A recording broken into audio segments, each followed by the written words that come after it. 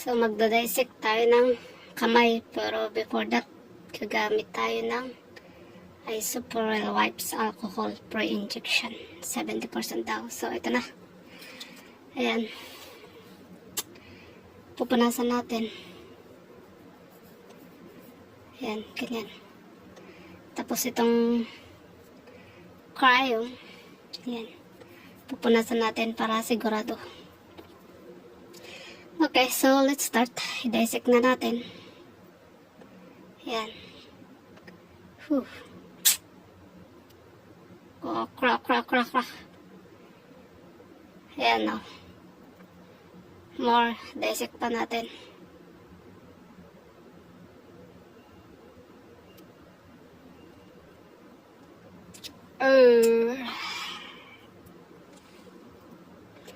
So, nakikita nyo na, lumalabas na. Ganyan lang naman. Hindi ko alam kung anong nangyari dito. Hindi naman siya masakit.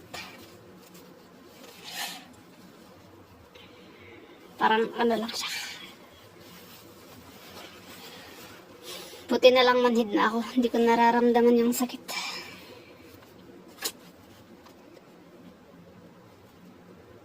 Pero sobrang sakit nga naman. Matuto ka na lang maging manhid.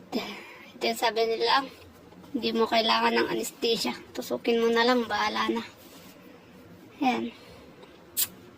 Press mo. Shit. Ganyan. Pero pag mahina ka, huwag mong gagawin. Kasi pag ganito, okay lang sa akin. Pero pag yung dugo na, hindi ko kaya.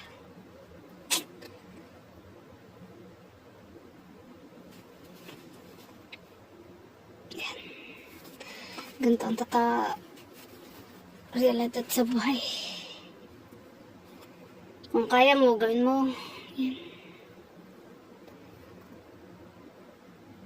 Medyo okay na. Pero marami pa. Yung para ka nang nabunutan ng isang ngipin na sobrang sakit. Medyo nag-ano na siya, nararamdaman mo na yung parang yung puso mo nagpapalpitit.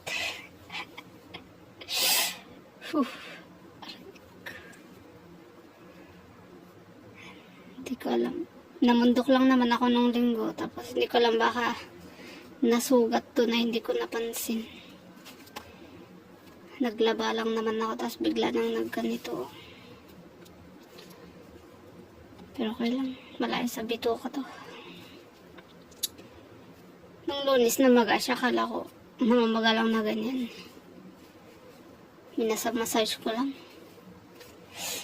Tapos bigla nang ganito. Yan lang.